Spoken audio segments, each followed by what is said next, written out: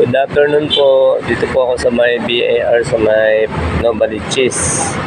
So, nag-inquire na po ako kanina. Online po ako. Ang sabi po ng nakausap ko, kung saan ka yung pinakaano nyo lugar sa Bulacan, doon lang pura ako tulad yun sa Giginto. So, yung online schedule ko, bali wala raw po yun.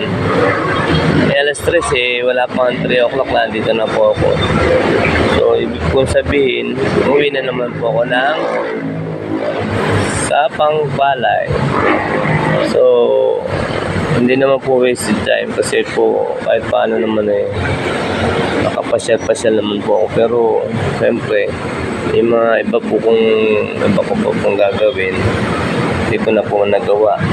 So, pumasok na po ako kanina dito sa may BIR para magtanong-tanong po. So, yan po yung loob ng BIR.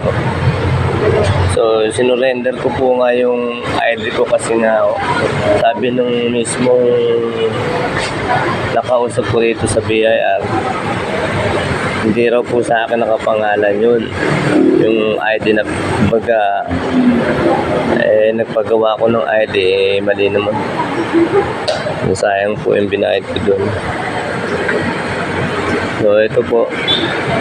Bababa na lang po ako para umuwi na lang po muli sa aming lugar, sa Sapang Palay, Bulacan. So, dito po ako sa Maynila. Fairview na po ito, Fairview. So, ba na po ako. So, marami rin pong magbabayad sa BIR.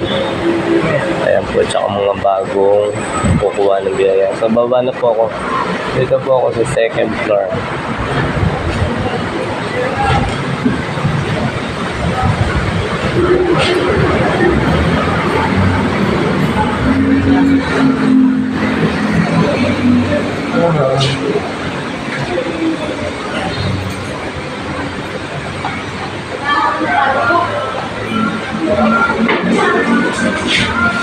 Wala ko na may ID ko.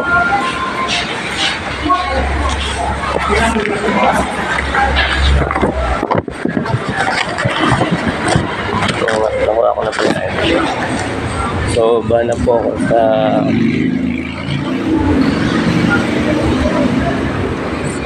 sasakay na po ako ng dahil nandito lang po ako, pupunta na rin po ako ng SM Fairview.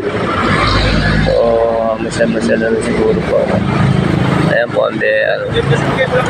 salamat po kahit paano naka-experience ako na maliman po ako. Okay lang po yun. So, ano po talaga, may time na online po ako pero hindi naman po pala talaga allowed. Then, kung Bulacan, Giginto ka talaga magpaparegister ng BIR. So, shoutout na lang po sa inyo lahat. God bless po. Pauwi na po ako. Thank you po. BIR. Goodbye.